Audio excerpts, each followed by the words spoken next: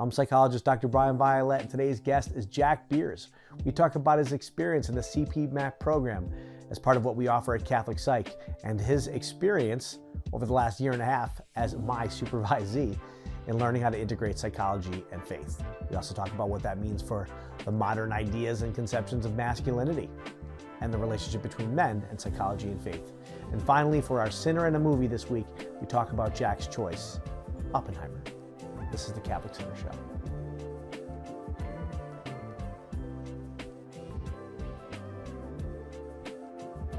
Most of my guests, I have a lot of questions to ask them, but you have been my supervisee for how long now? A year and a half. Year and a half. So I know a lot about your life. Maybe too much. Just the right amount. Yeah, no more. I mean, the beautiful thing about our model of providing care is that who you are affects what you do. Yes. So with everyone I supervise, we go pretty deep to your life, to your history, to your emotions. So I was thinking, like, what am I going to ask Jack that I don't already know? And I think one place to start would be just there, which is the CatholicPsych CPMAP program. Yeah. And I know you had a conversion when you were younger. Yeah. And then I think you went pretty hardcore into the Catholic thing. Yes.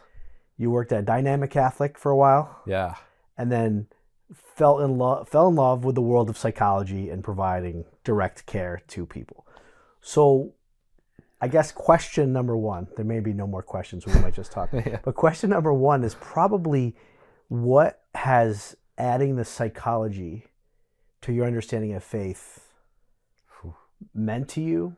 What has it done for you? Like, how has your understanding of integration evolved from maybe what it was before you started the program? Like, how have you been affected by our CPMAP program, where we train and certify and teach people to do what we do at CatholicPsych? If I have to say that out loud, a lot of my listeners don't know that, but that's what we do. Yeah.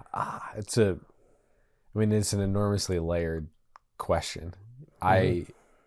I got into it because I have young kids, and at the time, like, my son they were talking to my son about maybe having general anxiety, and there were a lot of challenges culturally that I could kind of see down the road. And just, how old was your kid at the time? He was like 2.5. And they're saying he had generalized anxiety. That's a little young for that diagnosis, isn't it? Super young. It was basically like she didn't know what, so just put something on there. General. He's like, not normal, so I'm just going to put general. Yeah. And keep doing what you're doing, because we were doing occupational therapy, we were doing speech therapy. And like, there's nothing more that you can do.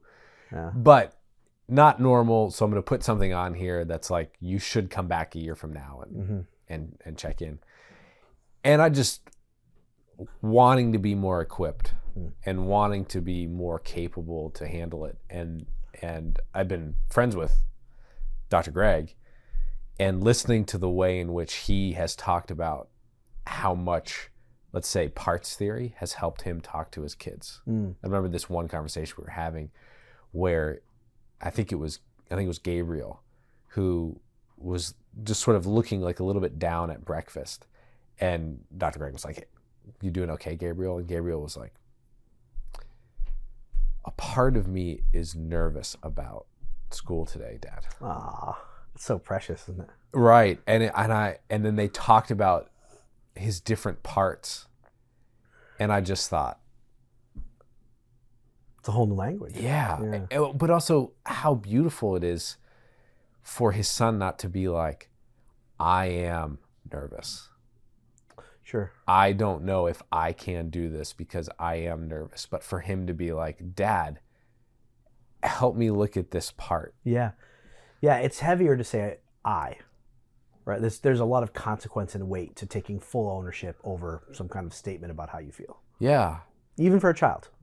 Yeah. So I had this really strong desire to grow as a father, especially in my own emotional capacity. Yeah. To walk with my kids. And so I wanted to do that part. And I'd also spent close to 10 years in a ministry role that was much more about like being in a lab, like a scientist trying to cure cancer, as opposed to being a doctor on the front lines. Yeah. Being with people and administering to them. You're a people person. I am. For the first 5 of those 10 years, I was a youth minister. Oh. Volunteer, part-time. Oh, just in addition to your regular In addition, work. yeah, because I had to have... Get that itch scratched, yeah. I had to have that relationality. Uh-huh. And then the absence of that and really missing that, but also sort of noticing that my gifts were much more aligned in that space. Mm. And so I thought, let me make that a smaller part of my life. And then I got into it, and so many unexpected things happened and just sort of transformed my view of myself, of ministry, and really of like the world around me. Well, let's start with the safer of the two. How did it transform your view of ministry? Well, so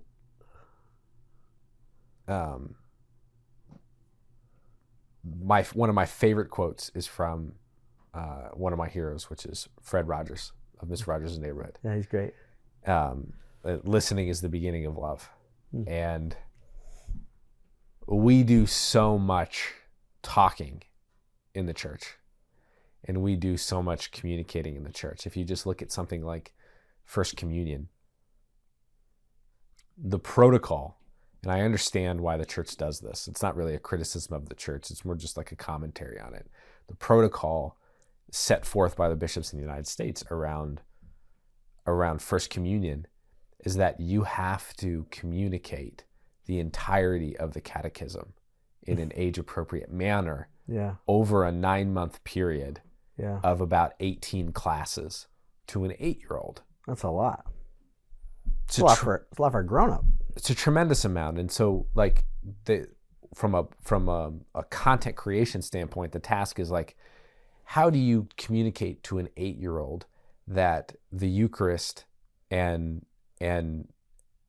what happens at the consecration is both a living reality in the moment and a memory at the same time?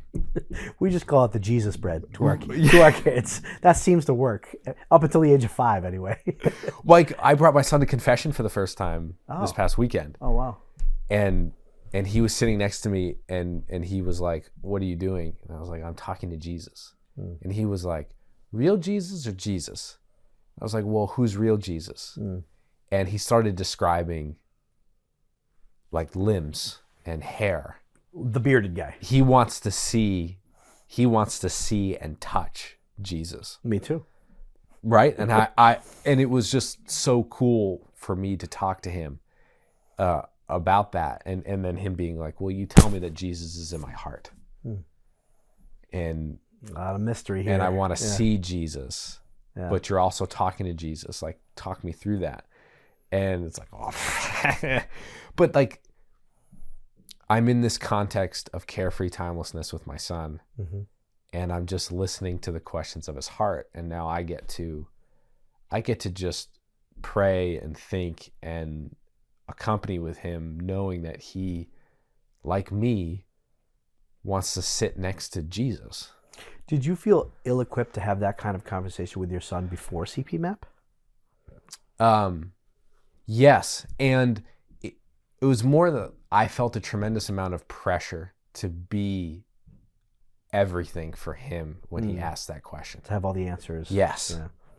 Yes, that part of my own psychological makeup included an enormous amount of pressure to essentially be enough for him. And that so much of the CPMAP journey has been an inner one of like, that's not my role in his life. Well, I thought we were talking about ministry, not you yet. I know. We're slipping right in. It's just, yeah, you can't help it. You can't fully separate it. No, you can't. But back to the ministry part, like the church is we're so scared that they're going to become 20 and not know anything, that we've just really stopped listening to where people are at and where their hearts are at. And a lot of people talk about meeting people where they're at. And it's like, well, you can't do that unless you're sitting right in front of them. Yes. And you're listening to them. Yes. Meeting them where they're at and then helping them get to where God wants them to be. A complicated enterprise. You can't do the first part without being able to listen. Sure. Like there are patterns. You can mimic listening. Mm-hmm. You can take them to a certain point. But there's a whole other world of depth that you cannot get to unless you're willing to create space to listen and to be able to be like, all we're going to do this year is just talk about Jesus being truly present in the Eucharist. That's all we're going to talk about. Yeah. And even the listening only scratches the surface. We have, whether it's St. John Paul II talking about incommunicability or Harry Stack Sullivan talking about how the moment I share something with you about my interior experience, it's no longer my interior experience. Yeah. It is now being filtered through your perspective. So even listening, we're still kind of feeling around in the dark, trying to understand what it's like inside someone else. It's the quote is, it's the beginning, not the complete, right? Listening it's not just affirmation, which is what we're also learning in our world today, that affirmation alone isn't enough to buoy up someone's interior strength. Sure. But it is this important, such an important aspect of ministry. Affirmation? Listening. Gotcha. Yeah. That's like the theme for you right now. It's what you're focusing on. It's your what's the word? Like your maxim or the thing that you're locking in on for your own development. Yeah. And you can't, there's a place for mass evangelization, and mass evangelization is very useful in the church. One of the best things is if mass evangelization is used as a tool of someone who's accompanying another person. It's like, I have this book, and this book is really good if someone stumbles onto it. It's really, really, really good if you're sitting and having a conversation with someone and you're like, you should read this. Yeah. I mean, I don't know that mass evangelization, I mean, I'm sure there are exceptions to this, but by and large, mass evangelization can take someone from not believing to believing. I think mass evangelization helps people who are already seeking deepen their faith, by and large. I think personal relationship and living by example and offering love to someone nowadays is one of the few ways where you can change a heart. It's like implicit. It's like implicit evangelization is the only way. And that's why, I mean, even this show in some ways is designed to connect with people where they are with things that aren't as explicitly Catholic. Yeah. You know, I mean, I could have crucifixes hanging on the wall. I don't. I have Star Wars and Lord of the Rings, and we could call that Aslan and, Crystal Ball or Palantir, whatever you want to, like it's Captain America. It's like meeting people where they are. I don't think people want the Billy Graham type of faith in order to have a conversion experience. It's like they have to be there and open themselves, and then you have to live an example of love, and that can change the heart. Do you agree with that? Well, it's St. Paul, like, to the Jews, I'm a Jew. To the Roman, I'm a Roman. To the Greek, I'm a Greek. Right? It's like, to the Avenger fan, you're an Avenger fan. But I am an Avenger. I know you are. I know you are. It's very generous. But it's like you lead with that. You know? To the Lord of the Rings geek, like you lead with Lord of the Rings. Sure. To someone who loves movies, like I love movies. Right? You lead with movies. But as I look back on my own life and my own conversion, there were these tools of mass evangelization that were pivot points that were more impactful than a personal relationship. No, so it was like in the context of a relationship, those trigger points either were like B12 shots. Sure. To my spirituality. Yeah. But they were in the context of somebody accompanying me for a day, for a year, for an entire season of my life. Yeah. And it was really about that relationship, and the thing that they have in common is that they all genuinely took that moment in time to like get to know my heart, get to know my journey. It was about you and them. Yeah. And it was about the relationship, and it was about understanding what my actual questions were and providing deeply personal answers to those questions, either with great resources or themselves. But it was never really about them. And that just has changed the way that I look at ministry, and just a yearning for me for depth rather than volume, which is no criticism of volume. It's just a different calling, a calling to be in the depth, smaller and deeper rather than bigger and wider. Yeah. I think it's a complicated question. Where do you see the role of evangelization in mentorship? Oh. Because it's not evangelization proper, but perhaps there's a dimension of evangelization. We've talked about this before. It's like, on one level, I could give you a cop-out answer and be like, the whole thing is evangelization. Like everything is. Everything is.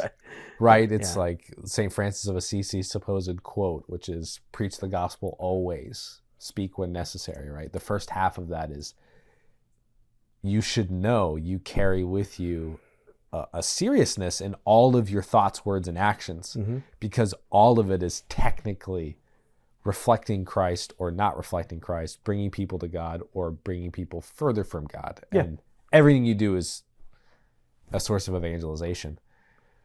But like, I don't in mentorship think, okay, now's the moment of evangelization, right? I think where it clicked for me, and it was so transformative, is I was speaking with a client, and it spent about 9 months with this client, and just really understanding her heart at like a deep level. And she was talking and spiritualizing something. And I was able to help her see. Now, what's that word mean? Spiritualizing. So she had to define it. Yeah.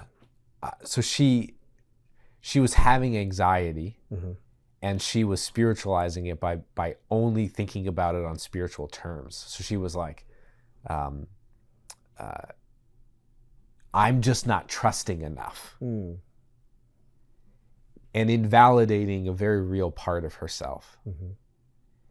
And repeating a relational pattern. She was treating herself the way she was treated in a key relationship. Well, that would be like saying your 2.5-year-old son wasn't trusting God enough. That's why he had anxiety. Yes. Yes. And so I was able to be like, is it a lack of trust in God? Or is there this real part of you? And went through that. And then what happened is it was a huge unburdening for her. And it resulted in one of the first real conversations she's ever had with God.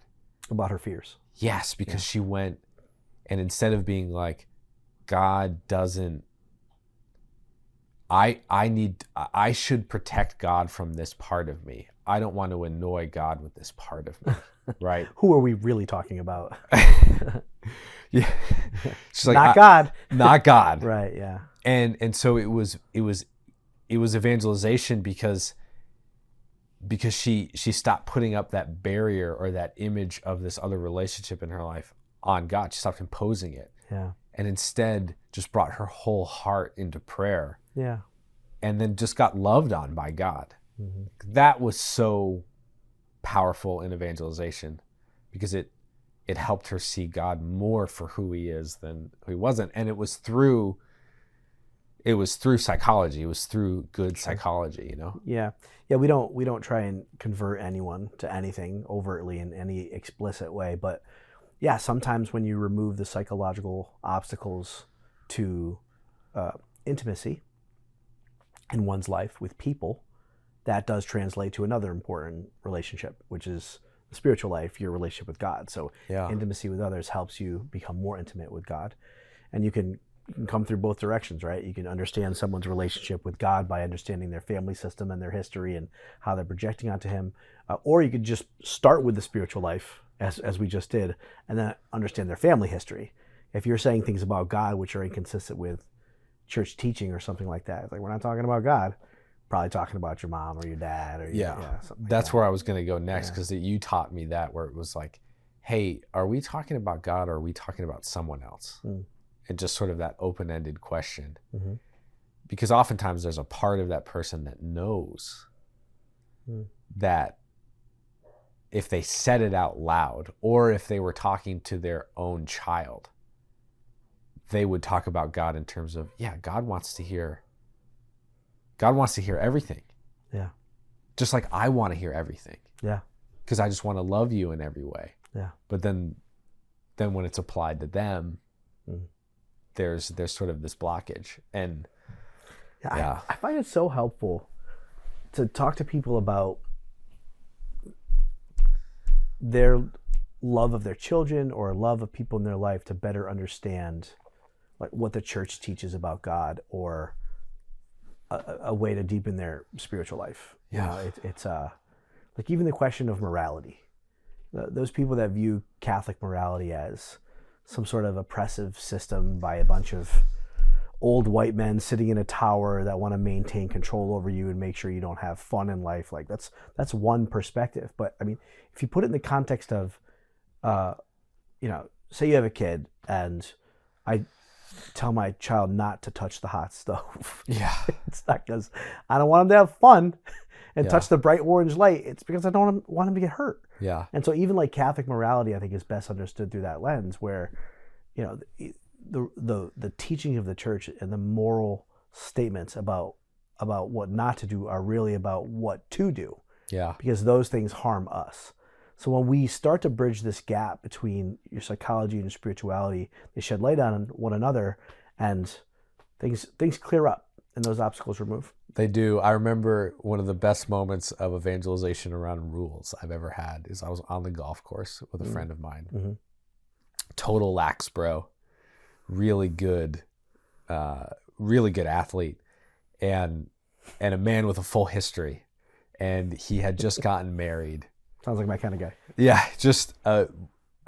had just gotten married, and I was like, so you're married? Like, tell me about it. And no filter. He went straight to sex, and he was like, bro, nobody tells you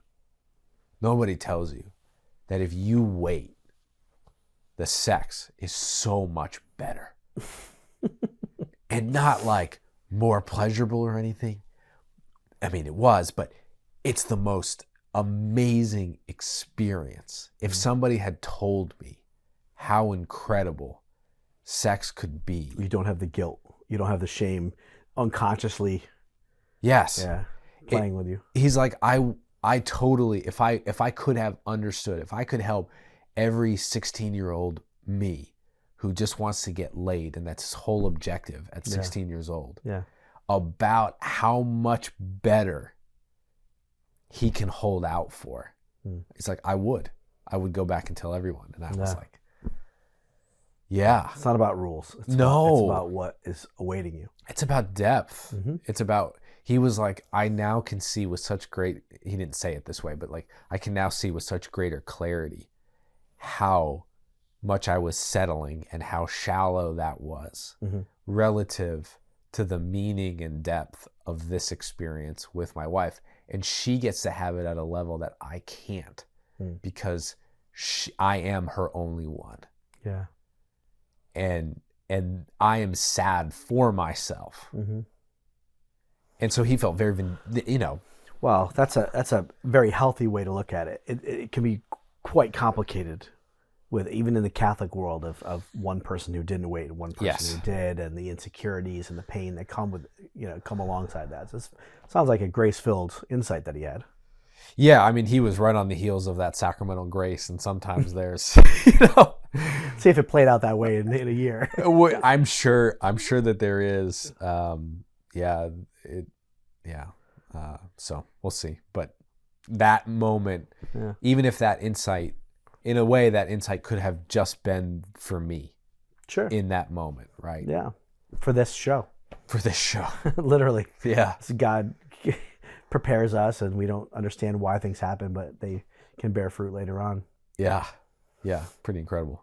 So what else? Tell me more. So the program, it's the psychology, the integration, you're working with people, and you feel good about that? Let's talk about you. What is the thing that has changed within you the most after going through the program? Yeah. So my wife would say I am eons better of a listener. Like empathetic. I have way more empathy for people, and It's a big deal. Yes, able to enter into empathy. The phrase that's been running in my head is like, know thyself to give thyself. Yep. My awareness of, well, let me say it this way. My capacity to love other people has grown exponentially. Because I used to have a conversation with my wife and think that I was having a conversation with her as 33-year-old husband. And that's all I was, because that's who I am. I'm a 33-year-old husband. And then I started to realize that, like, oh, no. 15-year-old me who's not married. And sometimes 4-year-old me. 4-year-old me sometimes comes flying out. Yeah. But it's like, to not have every conversation in my marriage be about me. Like unconsciously, every single conversation in some way was about me. And it was like reflecting on me. And there'd be times where I just never even saw her. Right? Like, we'd be talking, and I would, if you asked me, I'd be like, no, I'm fully present in this conversation with her. Yeah. But it's like, I'm not. I'm having a conversation with my mom. I'm having a conversation with my dad. I'm having a conversation with my grandfather. I'm like, I'm not actually talking to her. Yeah. I think that's common, by the way. I think most ways in which we transgress against others and hurt other people are not maliciously intended. It's not that I'm trying to hurt you. It's actually that I don't see you. I have some kind of tunnel vision for some kind of need being met that becomes the only thing I see. And then in the periphery of that, which may include you, that's out of my field of vision. Yeah. I think that's where most people are, with the vast majority of ways in which we hurt others. I just don't see you. It's almost impersonal to a fault. Like, it's not intentional. I didn't mean to hurt you. Yeah. And that's the problem. It's like, to actually expand your viewpoint, to see others, to listen. That's the key. And I'm not even quite there yet. Like, but I am able to say to Katie at different times, like, I need a minute because I cannot see you right now. Like, I really want to engage in this. You just got to give me a minute to actually get in self. Yes. Yeah. To actually put this part of me aside for a moment. Like, we'll come back to it, but I just need to not have it drive the bus so I can actually hear what you're saying. I think it happened the other day where I was like, look, I am not hearing anything you're saying right now. You got to give me 10 minutes. And even the knowledge to ask for that space is of value. And her ability to grant it to me. Oh, yeah. And not just be like, not punish me for it. Well, we have the pursuer distancers, right? And some people that can't go to bed mad, and other people get flooded and need space. And I'm a pursuer. And I want to talk about it right now. Yeah. And my wife gets flooded. I never could. I have to take it on faith that someone has the capacity to say something they don't mean when they're angry. Yeah. Like, I'm never angry then say something I don't mean. But people have that experience. They have that phenomenon. Yeah. And like, it's when they're flooded, it's like, back away and I'll say whatever it is to like get space because I can't think straight. Yeah. And I mean, both have like different crosses to bear in that context. But yes, the person who is a pursuer needs to give the space to the distancer. But if and only if I can be assured that we will come back to it later. Yes. Because the fear of the pursuer, I don't know if Katie's the same way, if she's a pursuer, the fear is, if we don't talk about this now, we will never talk about this. Yeah, I think that there is some of that. I've actually been the pursuer. Okay. And I want to be, so it's really frustrating for me to say I need a minute. Right. That's new. It's so if new. you're a pursuer, you think you can keep talking and arguing. I think I can, but I have 5 years of evidence that I cannot successfly. Or you can frequently, but there are moments, right? Yeah. But that's probably a soft way of saying, like, the real root of it is, like, becoming a mentor has been by a lot the hardest thing I've ever had to do. Really? Yes, I've had... Harder than conversion, harder than, I don't know. Yes, because... You were sick when you were a kid. That was difficult to deal with.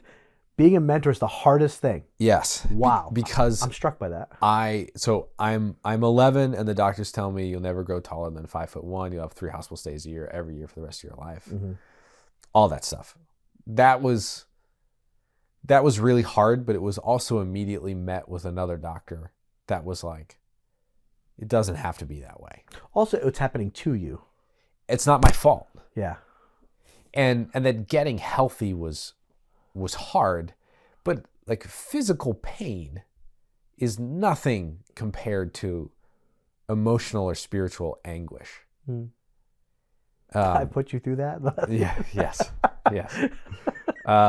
My sadistic part is emerging. Yes, you're delighted to hear this about me.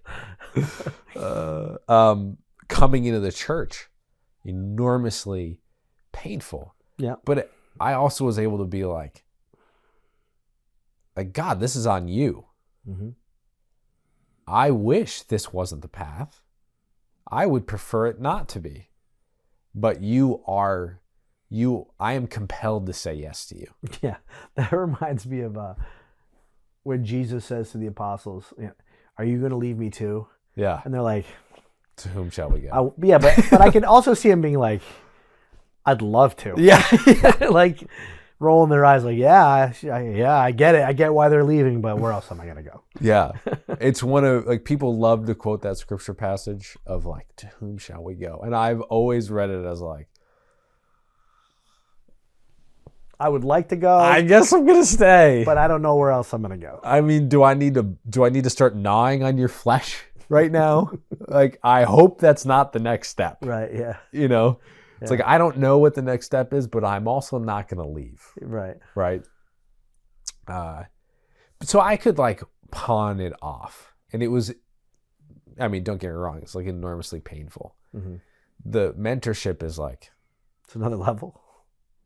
I have nowhere else to look, right? What do you mean by that? I mean, it's like the illness is the problem. Uh-huh. It's God's fault, right? Like, I go into mentorship. Nobody's fault but mine. Yes. What's the Paul McCartney line? Like, I'm not the man I thought I was, mm-hmm. Right? Like that knowledge, and there's nowhere. Like, you're looking around and it's jarring. There's no, like, you just seek ye first the king. Like, I just feel as if this process, in the best way possible, has just, there's no place to hide. I was also in a point in time in my life where I was just like, God gave me you as my supervisor, and you don't beat around the bush. No. You don't have any desire or energy for that. And I was like, I am in need of this. The directness. I am in need of directness. I am in need I am in need at this point in time in my life to follow. And I'm not sure where it's going to lead, and that's good for me. So I'm going to go. And then it just sort of brought me to this place of like, Plato writes about like the allegory of the cave, which is like this guy's living in a cave his whole life, and it's all blackness, right? He doesn't know, yeah. And he doesn't know, and then he goes out and the light is so painful. Mm-hmm. And then he's like, holy cow, I see the world in 3D.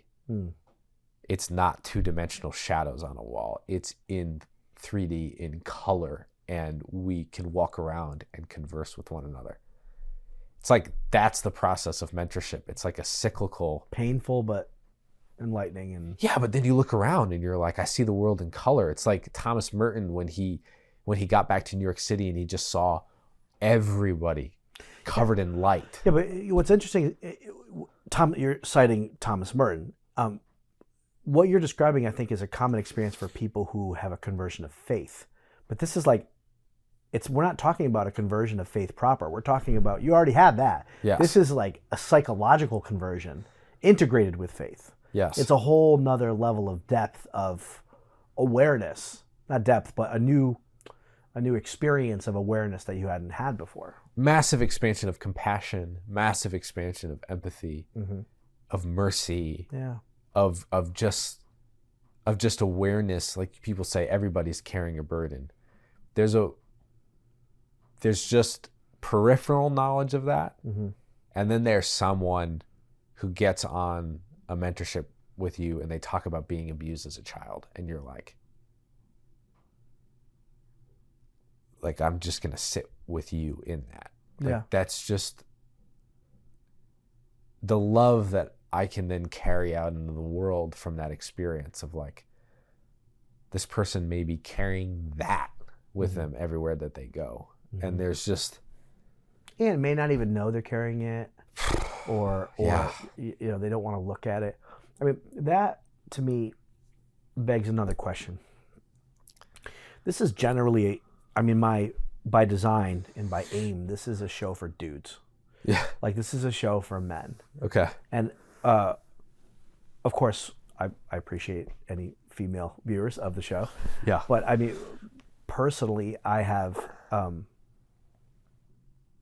trying to understand and figure out this puzzle as to why men don't like or are not interested in, or even if I say this, it sounds like there'd be a lot of men clicking off, scared of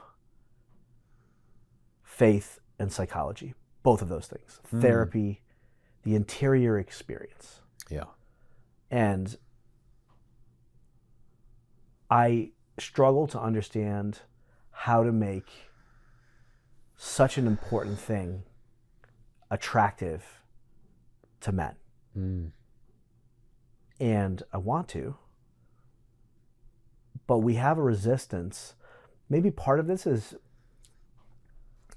cultural constructs of masculinity and the stiff upper lip and being tough and muscling through things and being in control and governing and headship and competency.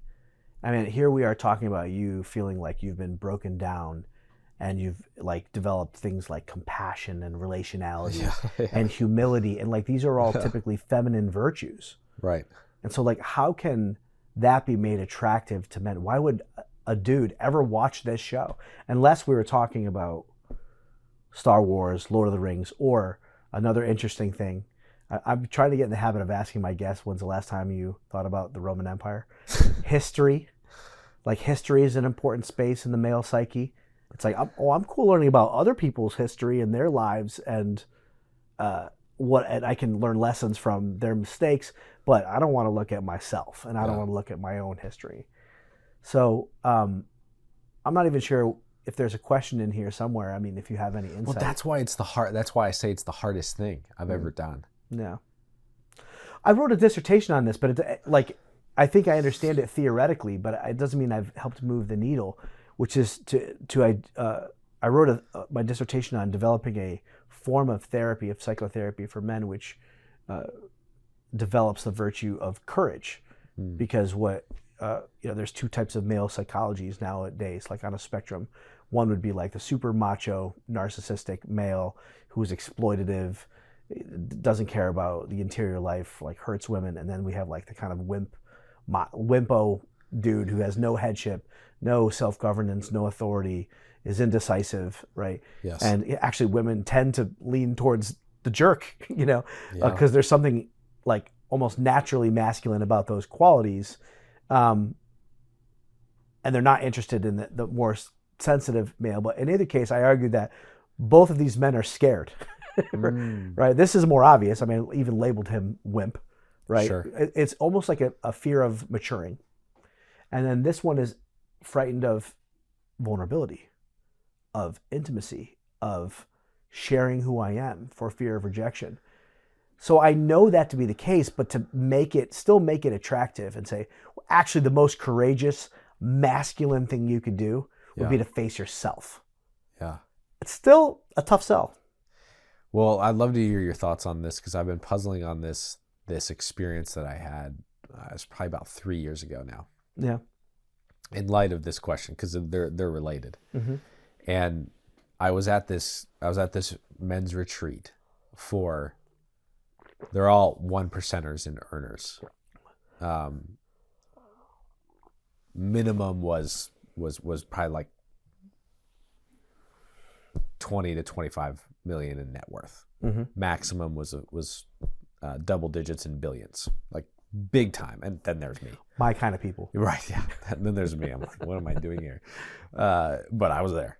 And I was listening to this talk from this guy who was talking about how he wants to help you learn how to win at home.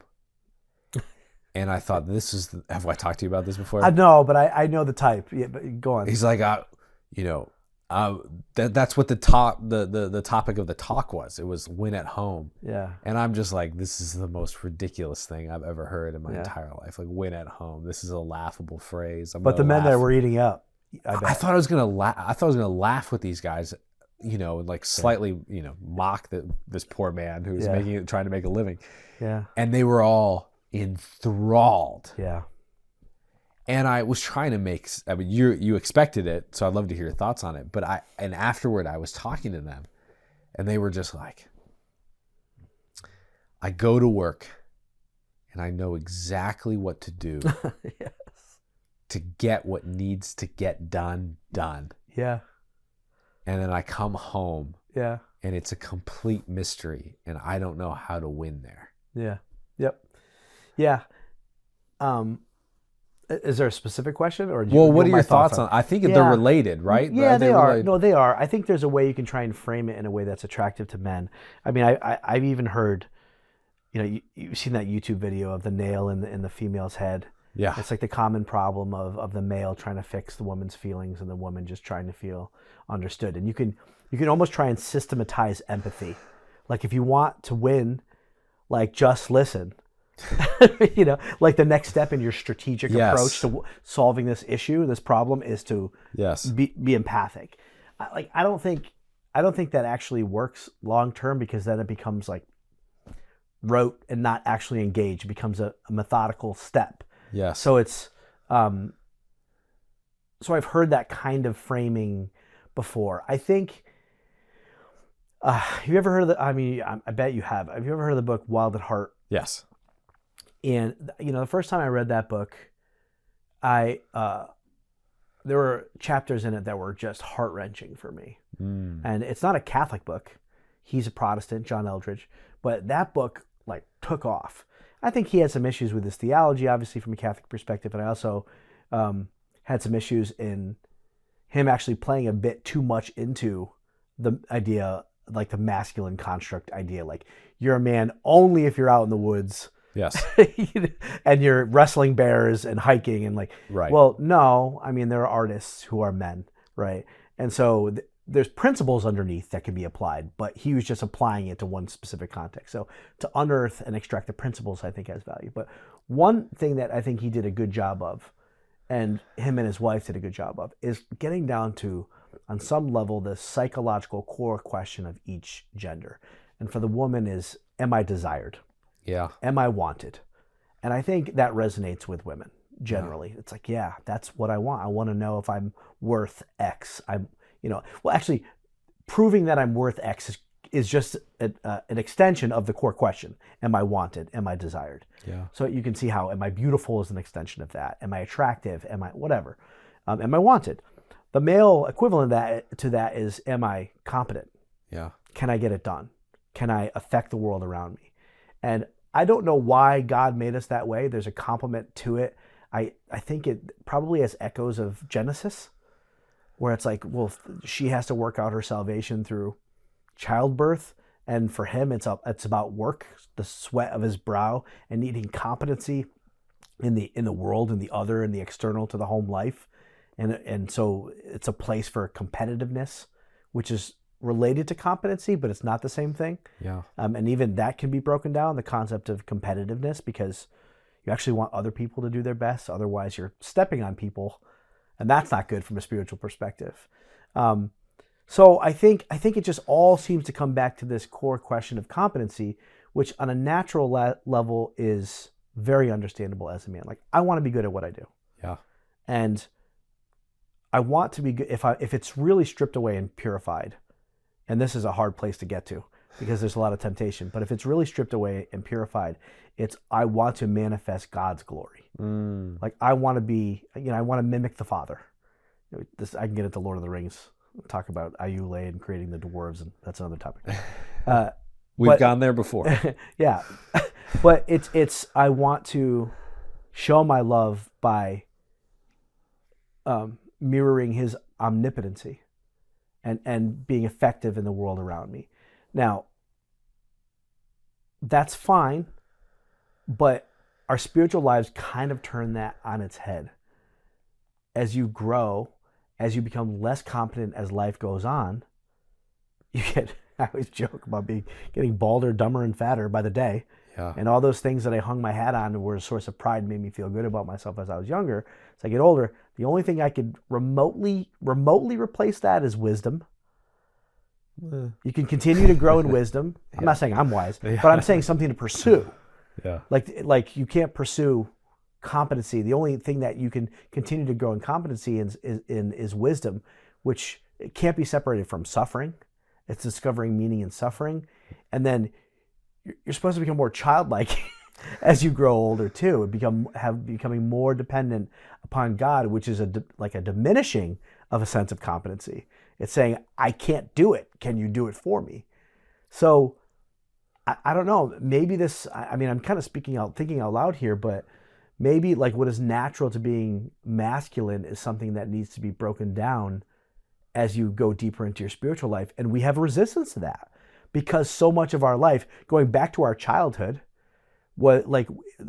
these ideas of what it like of our being loved was communicated to us based on our ability to perform. Like, I mean, my kid is now 5 and he's playing indoor soccer, and his social capital in that context is dependent upon whether or not he scores a goal. Yeah. And kids like him depending on how fast he is. And we get those messages very, very early on as men. So I don't know if there's any truth like that can be extracted from what I just said, but I think that is some of this plays into our resistance to it. You're also talking about the cross we both bear, right? As men and women. So as a man, like the need to be capable is a cross you bear, because the death that you go through over life by becoming, balder, dumber, and fatter is that you become less and less capable of doing the thing that you're asked to do. From a worldly perspective. From a worldly perspective, yes. You become less and less capable. So it's like the journey is to become, is to try to maximize your capability in order to provide for your family, in order to do all these different things. And then it's like, along the way, you're also supposed to die to your attachment to that thing. Mm-hmm. And then the same thing for women. It's like, what is the cross of parenthood? Is that you're just going through your kid wanting you less. Mm-hmm. You spend 93% of your life. And then the physicality fades, and it's harder for women to lose their, the natural glow of youth. Yes. Yeah. And it's like you spend 93% of your time with your kids by the time that they're 18. Mm-hmm. And so you're just not wanted, and it's natural for it. And so it's like you have to die to that. And most men, it's like they get to this, that I see who do explore the inner life, they do it at a crisis point, like their marriage is failing, right? Right. Or their kid is caught up in addiction, mm-hmm. or they get to the pinnacle, they get to C-suite, and they're like, well, shit, this isn't filling that hole. Right. And I sacrificed all this stuff to get here. Right. And it's not enough. Now what am I going to do? It almost is like you have to get to the place where the prize is the veneer is taken off of it. Yeah. I think now is the time in the discussion that we have to talk about Star Wars. Okay, let's do it. Because I think what I'm so grateful for from the original trilogy of Star Wars was a different model of competency and power and effectiveness. In Obi-Wan? In Obi-Wan, that scene right there. Yeah. He literally put down his lightsaber and said, I'm actually become more powerful than you can possibly imagine if you kill me and defeat me right now. Yes. I remember being a little child and being like, what? Yeah. And it's largely unexplained how he became more powerful, but it's still very corporeal, right? He shows back up as a Force ghost and he transcends the natural order of the material world. But that didn't matter as much as just modeling for me that there's a whole nother level beyond physical prowess.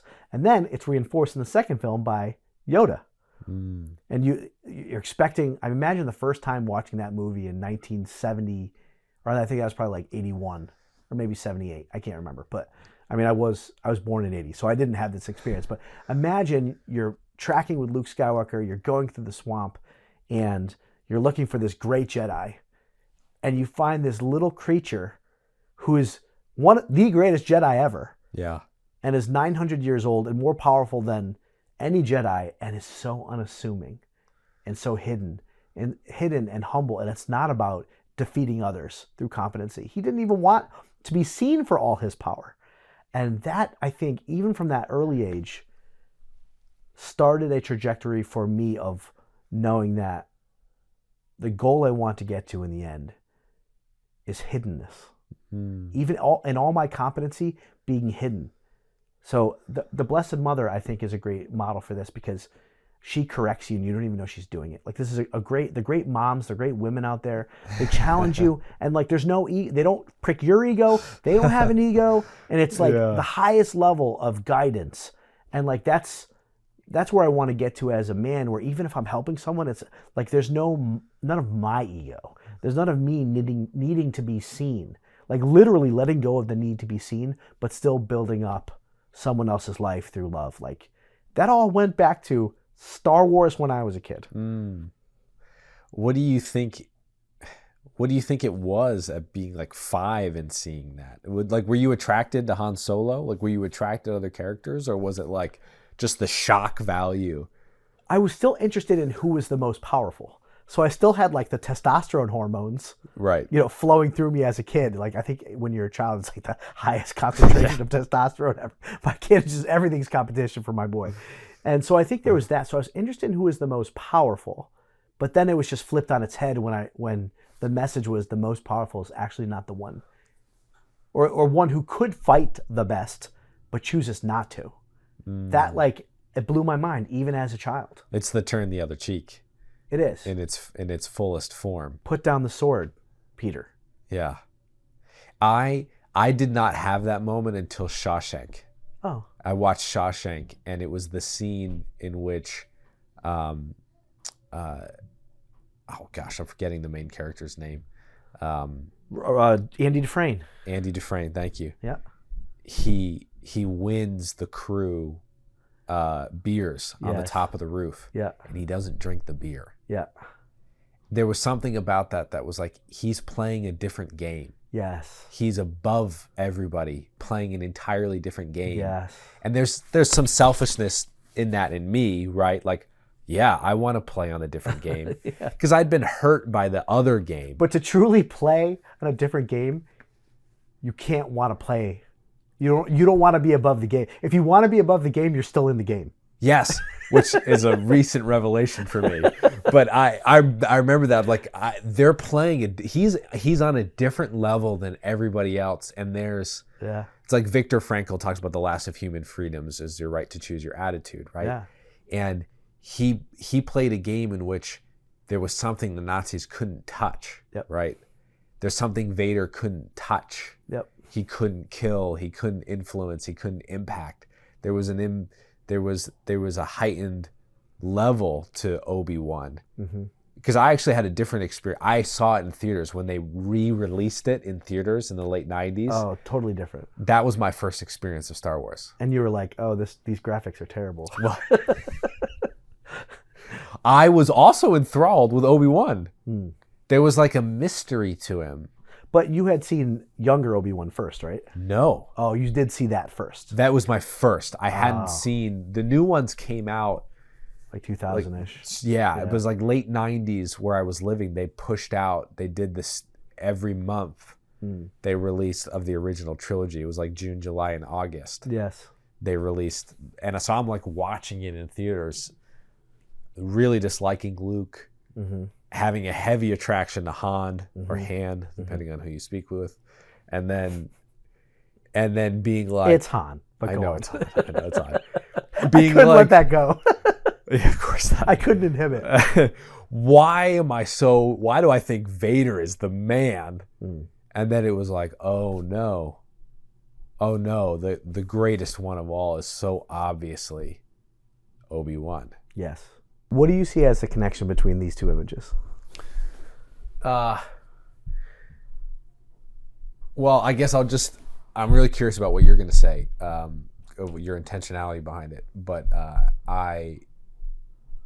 I'll just tell you what struck me when I first saw both of them, which was more so the Balrog relative to Gandalf, was just the physical like power differential. So like the Balrog is massive compared to Gandalf, and Darth Vader is more menacing than Obi-Wan, and it seems like both the Balrog and Darth Vader win, but like they don't. Little Gandalf is the only thing that stands between me and certain death. Oh, he's so small. Yeah, I think what's interesting about that is when you're watching the original films, the character of Vader looms very large and is very terrifying. Yeah. In a way that the Balrog is not. He's, relegated to a particular part of Lord of the Rings. He's in the second film when they go into Moria. But yeah, I like at face value, looking at both, he looks more terrifying than Vader when Vader's about the same size as Obi-Wan. But the psychological projection onto Vader, like that, George Lucas does an awesome job of making you terrified. The first experience you have of Vader is he walks in and he just chokes out all those not Republic, they're rebels at that point, but those rebel soldiers, like mercilessly. Yes. And off we go. And invincible, right? Like he's just like, how in the world can you possibly, he's like the Death Star, right? Like how in the world could you ever conceivably blaster bolts don't stop him, he'll just stop him with his hand. Right. Yeah. Like how does that possibly work? And it's like the whole point of the weakness of the Death Star is this one spot, and the weakness of Darth Vader is a sun, right? Like you find the weak point in the great evil, and it's Well, the reason I put both these images together is because to me they're a sign of like they're symbolic of the Paschal mystery of death and resurrection. At both points in these two films, it's right before they relinquish power and die, only to become more powerful. They stop playing this game of competitiveness demonstrated through physical prowess and fighting ability, and out of love for others. And they rise to an entirely new level. And I think that's in some ways the Christian message, to let go of what we think is we think will make us happy, especially as men, being competent and dominating, and just being elevated to a whole new kind of plane of existence. Yeah, that's true. I mean, what's interesting about both of these films, and about, let's say, Obi-Wan and Yoda, and then like Gandalf, is that they're juxtaposed against just really powerful people who are like really cool. One of my favorite characters in all of Star Wars is Darth Maul with the double lightsaber. And Darth Maul is so attractive. Like he's so cool. He's very cool. Very cool. to the point where I'm like, am I rooting for him against Qui-Gon? You know, like what? There's something attractive about the power, the prowess. Yes, and the force with which the definitive nature and they're not inhibited by anything, and they're just sort of going for it. And it's like that's the most attractive thing. Yes. And then you see Gandalf. I think it's in the Return of the King where you see him actually fighting the Balrog, like jumping off the cliff, finding his sword, and it's actually the most attractive thing when he becomes Gandalf the White. He's not playing the game. No. And he's untouchable on a whole other level. He's not interested in the game. He's not interested in it. No. And it's like, until you meet someone who's not interested in the game, the person who's dominating the game is the most attractive thing. You know, I almost choked Dr. Greg Bottaro when he came on my show because he made me watch A Hidden Life. Oh. Which was a hard watch. Yeah. A good watch, but it's like going on retreat. It's like painful to watch. Yeah. But something the protagonist says in that film is, when you let go of the desire to survive, a new light floods in. Oh. It's like the last thing, the last kind of human thing that we hang on to. And then you are elevated to a different place. But it's very unnatural, and it's terrifying to trust that will happen. You know, but these are characters, these are both wisdom figures. They're hooded, they're cloaked, they're seeking hiddenness. They don't want to play the game anymore. They've transcended the game. And the villains of this, the villains always play the game. They never don't play the game. You see Gandalf later on communicate with Sauron after he's in the books, after he's imprisoned in Orthanc. Yeah. And he's still trying to compete and manipulate Gandalf, and Gandalf's just completely unaffected by that. And then ultimately you see Frodo get to that point with Sauron in the Shire. In the books, with the scouring of the Shire, he comes all the way back, and Sauron tries to goad him into some kind of competitive exchange of words and struggle and balance between the two of them. And Frodo's just like, nah, just let him live and let him go upon his way. There's been enough death. And Sauron's like, you've truly grown, Frodo. He at least recognizes it, that Frodo's not even playing the game anymore. But that's the goal for myself. That's where I want to get to. Have you ever met anybody who's not playing the game? Yeah, I have. I have a guest that I hope to have on the show eventually, who was my he was my mentor. He trained me to be a therapist. His name was Philip Scrofani, and he was going through cancer treatment the entire time he was teaching us to become clinicians. And I mean, he was he would be so embarrassed to hear me talking about this, thus proving that he's beyond the game. But I mean, he would teach courses from his hospital bed and be like, hold on 1 minute, class, and the nurse would come over and like changes whatever needed to be changed. And it was like, wow. I mean, he was just so devoted out of love to the students. And then I remember one time I went to go see him. It was in between semesters, so he was alone in his office, and I had an affection for him, and I sat down. I said, "How you feeling these days?" And he said, "Well, it was a little touch and go there for a while, but I had an experience of Christ that I wouldn't exchange for anything." Wow. I mean, he's staring down the gauntlet into the face of death, and he has an experience of Christ that he wouldn't trade for anything. Wow. In his whole life, his wife and kids. Like, I mean, talk about someone who's reached another level, you know. And I mean, he's an interesting man, and whenever you spoke with him, it wouldn't take long before you felt like he was taking care of you. Wow. No matter how sick he was, or he just had this ability to empty himself and live his self-gift for you, as if you're the only person on earth that mattered. Yeah. And it's just an inspiration to me. Wow. Yeah. That's really cool. He is cool. Well, you want to shift into this film? We're talking about films. Yeah, and power, right? And power. And the game and this movie, Oppenheimer.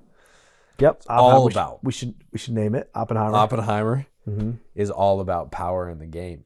Yes, and you have some strong opinions about this film. That's when you chose it. You said, I have a lot I would like to say about this. Yeah. And you were like, shocker, you have a lot to say about everything. Yes. Which anyone watching is now well aware of as well. That's great. So what's interesting is that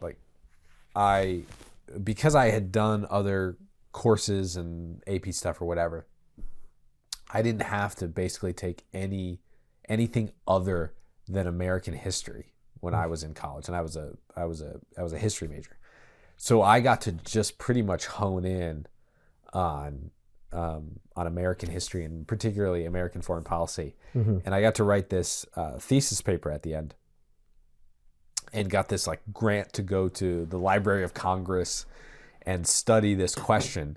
And it was all about American foreign policy from the dropping of the bomb in 1945 to Ronald Reagan's election. So this is my jam. So you brought with you thoughts, feelings, facts to the film that maybe most viewers do not have. Right. So the film doesn't actually touch on the things I'm most passionate about. Like I am very passionate about the idea that America dropped the bomb in 1945 as exactly the way the film articulates it, as the first act of the Cold War, not as a last necessary act of World War II. And I think to save lives. To save lives. Yeah. And I think most people, believe that America dropped the bomb out of necessity, not out of a power move to assert itself as the preeminent power in the world, which it did. It wasn't necessary? That it was necessary to drop the bomb to end the war, not... No, but you believe that it wasn't necessary. It was not necessary. Okay. Yeah. I wholeheartedly believe it was not necessary. We could probably do a whole podcast on the timeline and why I think that conditional surrenders versus unconditional surrenders. What's the quick synopsis? The quick synopsis is that from the moment the Nazis surrendered to the moment that Japan surrendered, or to the moment that the bomb was dropped, I should say, America was demanding an unconditional surrender, which would have forced Japan to lose its emperor, who they thought was a god. And they were never going to do that. They would rather die than have that happen. Right. And so America was like, they would rather die than surrender, period. Than surrender, so we have to drop the bomb. And then as soon as they dropped the bomb, they offered an unconditional surrender. A conditional surrender. A conditional surrender. Which they accepted. Which they immediately accepted. Yes. And, many people will say, well, they accepted it because of the bombs, not because of the conditional or unconditional surrender, right? Yeah. And it's like, why'd you change your tune? Why then? I'm of the belief that it was a power move. And if it was a power move, I don't think it was necessary. And so to demonstrate American prowess. To get ahead of the Soviets, yeah. To be like, don't mess with us. Yeah, you do see this playing in the film of an awareness of the dangers of Russia, even though the villain, the quote unquote villain at the time was Germany and Japan. Like there was something in the air about, like later on, you look back and you can see clearly that there's a anti-communist sentiment, and that like even Oppenheimer himself was being tried for having communist ties. So communism was the villain as time went on. But you hear rumblings of that even early on during the war. Yeah. Oh, it was part of the conversation. As soon as the Nazis surrendered, there was a big discussion that America wanted to be the only ones who end the war in Japan, because Russia they were on their way to help, and it ended up, because of how feeble Japan was, it was like, let's hurry up and end this war before Russia comes into it. Wasn't there in the film, there was some allusion, by Matt Damon's character, that the conversation between Truman and Stalin was that Stalin was like, good, use whatever weapon you have to end it. Yeah. Well, what historians agree on the conversation at Potsdam in July of 45, like 6 days after they tested the bomb, is that Truman, day one of Potsdam, Truman didn't have confirmation that the bomb was there. And Truman just became president because FDR died. So Truman is president, and he's in with Stalin, and he's in with Churchill.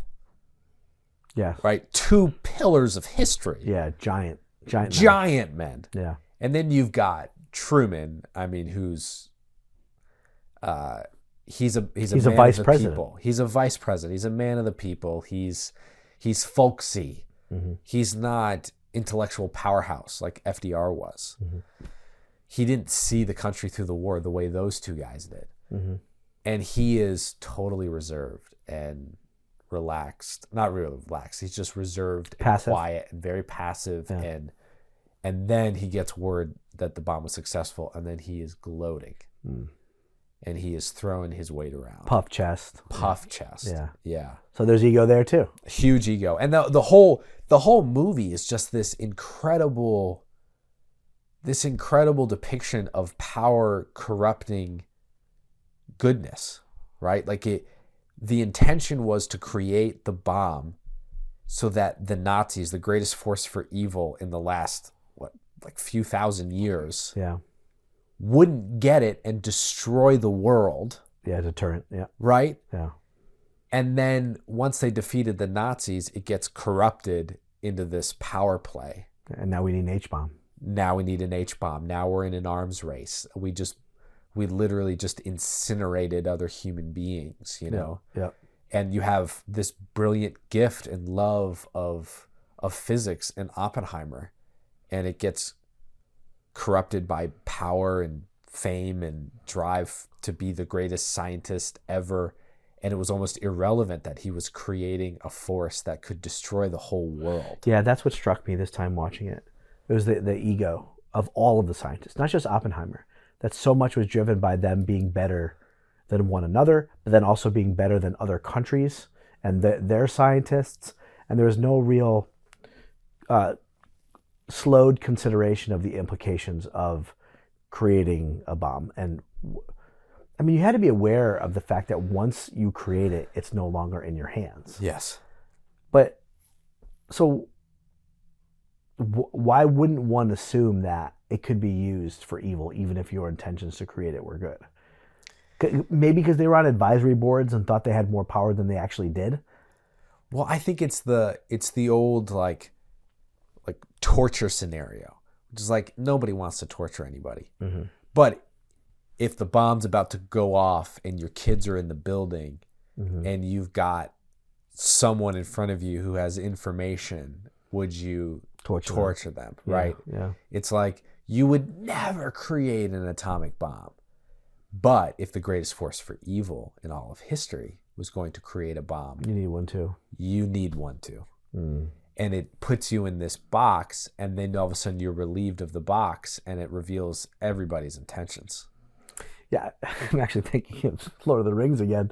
Like the weapon of mass destruction was the ring. Yeah. And there is the temptation by some of the heroes along the way, Boromir namely, to use that power against evil. Yeah. But all the actual protagonists hold true to the idea that you can't use it, that you become evil even in the act of using it. And it there's a temptation for it to corrupt you, but to stay on the straight and narrow is to not use the ring. It's like similar to the bomb. It's the ends justifies the means, right? Yeah. Boromir was like the end of defeating Sauron is worth the means of my own corruption, right? I have to stop tying everything into Lord of the Rings. Sorry. I mean, it's your thing, man. So it's expected. Yeah, I think I was just in some ways felt terrified by the power of these men, and not just the power that they have, but the development of the bomb driven by their own ego. Yeah. And the like for the wrong reasons, the competitiveness, and they were playing this game against one another, and you see other evidence of them being competitive in their life. He was a womanizer, which was probably driven by just conquering women and his own ego and his own narcissism more. He didn't love any of those women. I mean, he had a twisted relationship in the beginning with what's her name? It wasn't Jane. It was it Jane? Jean? Jean, yeah. Who had clearly had some kind of like borderline defenses, and there was some back and forth between the two of them. It was like this toxic relationship, and almost like he wanted to finally win her, and no matter how poorly she treated him, she threw away his flowers. Like he'd come crawling back, like there's some kind of unhealthiness there. And then he, whenever he finally got married and had a settled life, and then would like try. Well, she was married. She was married, right? Right. It's almost like he was attracted to unattainable things. Conquering, yeah. Yeah. Yep. You couldn't build the bomb. Nobody could get Jean. She was married. He had an affair.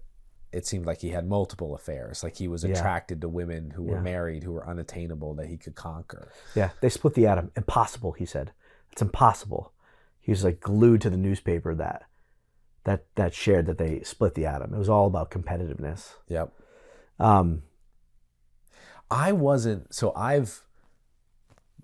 Because my study of history is one of the corruption that basically ruined America's faith in its government, right, was covered the period that I studied. And I studied so much of that power. I was sort of desensitized. Do you think that's the period that eroded American confidence in the government? I would say it was more the Vietnam experience. No? Well, not necessarily the dropping of the bomb, but the period that I studied was 45 to Reagan's election. I'd say, yeah. And it set the groundwork for an implosion. I mean, you have the civil rights, you have assassinations, you have Vietnam, you have Woodstock. Nixon, you have Woodstock, yeah.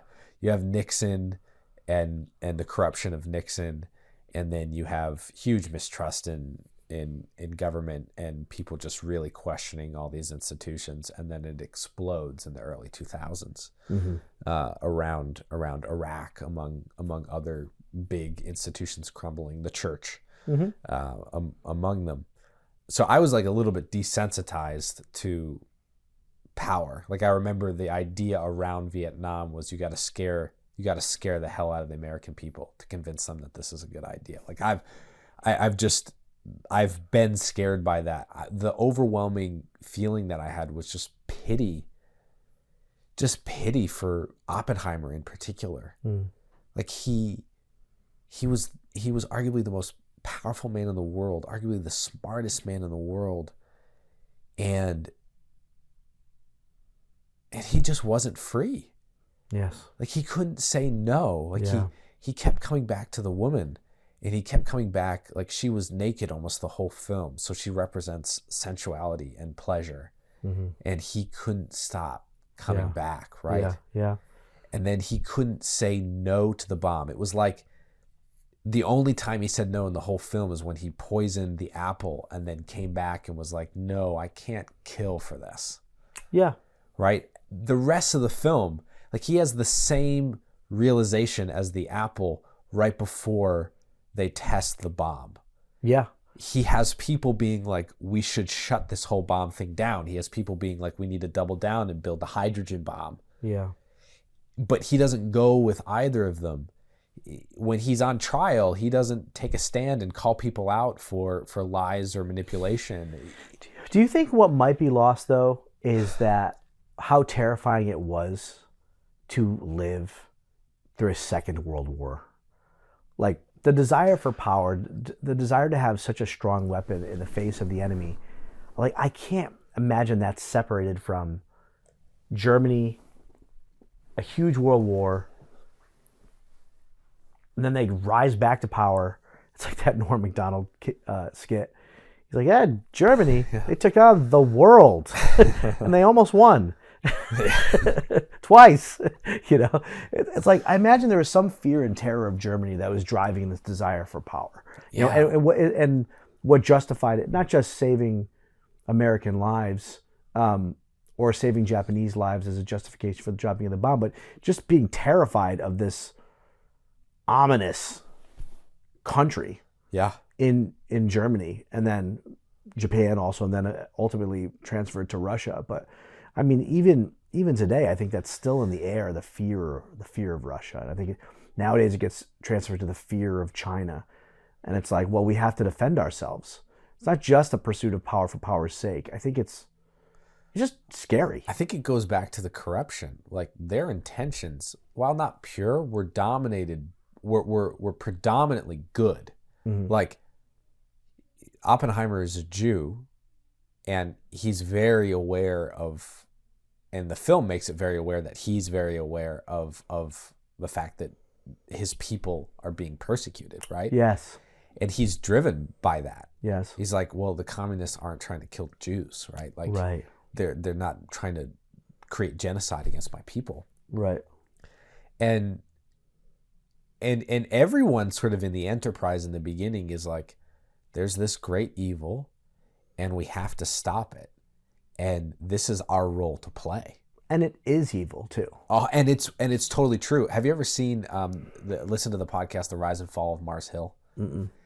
It's about this pastor in Seattle who Mars Hill, and it's about how he built one of the most influential mega churches in the United States, and then it crumbled almost overnight. And the whole interplay is interviewing people who were part of the whole Mars Hill experience. And what you hear over and over again is people who are like so conflicted, like good people who are deeply conflicted. He was well-intentioned, and then he was, but they were also like, well, people are being baptized. People are coming to know Christ. Yeah. So the net is good. Some of this stuff is really messed up, but God is still blessing it, or the net is still good, and they're confused, right? And I think Oppenheimer was conflicted and confused to some extent, because he's like, yeah, I think it was losing the idea that God can draw good from evil. What's lost in that? It doesn't necessarily condone the evil itself. We do not want the evil. We do not want the suffering. No. But God, in his omnipotence, can amazingly draw good from the evil. We need to keep them as separate lanes rather than conflating them. It's like that evil is necessary for the greater good. Yes. And how parts of ourselves can talk ourselves into doing things we wouldn't do if we only single-mindedly focus on some sort of perceived greatest good. Yeah. Right? Like they had this perceived greatest good of, well, if someone's going to develop the bomb, we better darn well have one. Because Hitler will use it. Because Hitler will use it. Stalin will use it. Yep. And we better have one. It's when it moved into the space of, we better have one, and we damn well better use it. And show our power. And that Oppenheimer was like, and a lot of scientists, I mean, they didn't touch much on it, but I mean, almost all of the prominent scientists wrote and signed a paper condemning the proliferation of Well, they touched on that arms. a little bit, right? They do, but it was a huge deal. The people who built it were basically like, I mean, Oppenheimer's historical reputation is that he built it in order to prevent the Nazis from doing it, and then he got super uncomfortable with everything that the government was doing, and then he went in opposition of the bomb because he saw its power. The movie did a great job of complicating it because there was so much of Oppenheimer's ego and his own manipulation and his own lack of ability to get out of his own way. I mean, it just was heartbreaking. Yeah. We were talking before about somebody who rises above the game and the competitiveness. And to me, there was one character in this film that did rise above the whole thing, and that was Albert Einstein. What did you think about Einstein? Well, I actually thought in the lead up you were going to talk about the guy who was assigned to Strauss to help him get through his to help advise him in his nomination, because he was the audience. He was like, what? Yeah. How could you? Right. How could you guys have all done this to each other? Yeah. He was like the only person really throughout the film in many ways that was like, this is really messed up. But he was transformed, though. you could see as the truth was revealed to him, he was no longer an advocate for Strauss. He was responding appropriately to truth. It was like one of the only people that was responding appropriately to truth. Right. Despite the fact that his job was to be an advocate for Strauss. Yes. Yeah. 100%. And that was so strange and wonderful. I hadn't thought necessarily about Einstein. I was probably caught up in that last interaction because I was waiting, because that interaction between Einstein and Oppenheimer is famous. So I was waiting for that reveal because I hadn't thought about exactly what was said. Yeah. So I wasn't thinking about it. Tell me, what did you like so much about Einstein? Well, he had transcended the competitive battle between the physicists. He was beyond it. I mean, he was more reflective. He seemed to have a heart and care about big picture types of questions when he was reflecting on the other physicists and his paranoia about his food being poisoned by Nazis, and he thought to share that with Oppenheimer. Yeah. It was like a compassionate statement to share with Oppenheimer. And he tried, it seems to me that he tried to pull Oppenheimer, as any good father figure would, out of the struggle, out of the battle, out of the competitiveness. And Oppenheimer had a wall up. He didn't want to hear it. He was still playing that game. Right beforehand, Strauss is like, don't you want to meet the most famous physicists of all time, the greatest scientist of all time? And he said, of his time. So he was still trying to puff himself up as being the greatest, the most brilliant of all time. And I think it was a lost opportunity for Oppenheimer to have a mentor and a father figure that could have helped him navigate very complex dynamics, and he wouldn't take it. Everybody needs someone who they can relate to on a peer level. And one of the hardest things about someone who is a genius is that there's just very few people that they trust enough or that they respect enough to be able to listen when that person is like, you're out of line, or let me help you see the whole view, Yeah. And you look at so many of the people who were so successful and so great in life, they had a hidden figure next to them that could actually speak to them in pure terms. Like John Adams had Abigail Adams, had his wife, the notorious example of like husband and wife. I just watched the dynasty of the Patriots, and Bill Belichick had a right-hand man, and that dynasty crumbled when that right-hand man was gone, because then no one could speak truth to Bill Belichick. Yeah. And like everybody, it's like outside of the hierarchy. Yes. Not playing the game. Yeah. And when you can be peer to peer, and Oppenheimer only had father to son dynamics, and he wasn't a son to anyone. It's like with priests, they don't have any relationships in their life in which no one has an agenda for them or doesn't want anything from them. There's like an incredible loneliness in the priesthood. Sure. Because of that. And theoretically, it should be the bishop, right? Theoretically, or in the past, there was brother priests in communion, right? There were 4 or 5 priests living in one rectory. Yep. And there was joint relationship there. You could close the door and you could have this brotherhood. Yeah. To me, that seems to be the only way out of the masculine competitiveness. Yes. Is family, as a sense of someone being relational in a filial sense, father, son, or brother to brother. I think that's why men will say, "Hey, what's up, bro?" But mean it as bro. And I think it's even warmer to hear someone say, "Brother, what's up, brother?" Yeah. Like that, like your guard goes down. I'm not competing against you if I perceive you as a brother. And I think that's what Einstein offered, but Oppenheimer wouldn't take it. He was still competing against Einstein, who had all the fame and success already and saw that it was empty. Yeah. He saw that it's not what he thought it might be. Well, I don't want to speak to Einstein's life, but I know that he had all the fame and success and was still alive. He wasn't martyred. We didn't glorify him afterwards. Yeah. Like, he was still alive, and people had this reverence for him, and I think people idealized him. I think we still idealize him. But he didn't want anything to do with that. He just wanted to feed the ducks and live a very mindful life.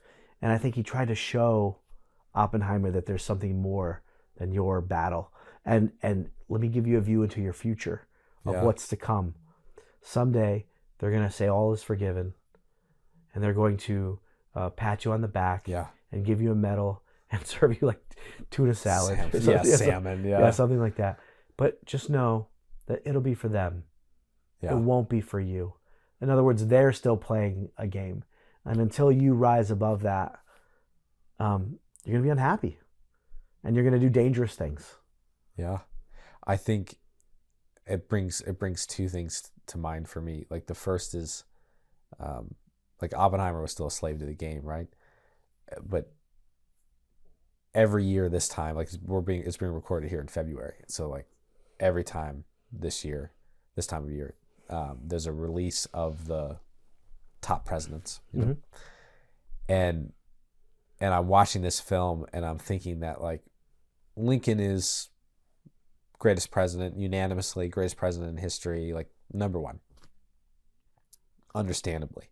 And there have been some tremendous feats in presidential history, like Kennedy not pulling the trigger is a tremendous feat, right? Yeah. Lincoln doing the Emancipation Proclamation, a tremendous feat. From a personal integrity perspective, I don't know if anybody had a greater accomplishment in history, in American history at least, than George Washington stepping out of the game willingly and giving up his power. Yes. Like, you watch that and you see how addictive it is, and you see how dominant it is, and how it takes control of people's lives, and someone as brilliant as Oppenheimer couldn't get out of it. Yeah. But Washington did. Yeah. The temptation to be king, which is something that people were very comfortable and familiar with in terms of a system of government. Yeah. And he relinquished that power. And I think in many ways, like, full circle of the whole conversation, like, this is why I ultimately, I didn't know it, but, like, ultimately this is why I wanted to enter into CPMAP. It's because I wanted to get out of the game. I wanted a mentor. I wanted to listen and sit at the feet of another person. And I felt myself getting caught up in a time of my life in the game and seeing people not in the game and being like, how do I get there?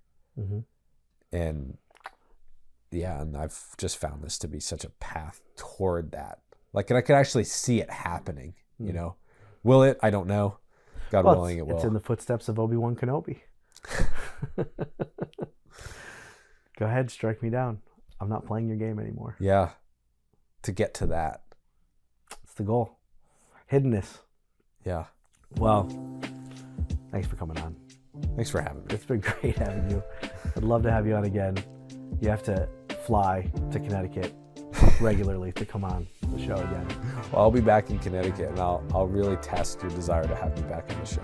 I'm here, just knock on the door. Just here, yeah, just show up. Hey, Teresa, how you doing? I'm back. All right, thanks.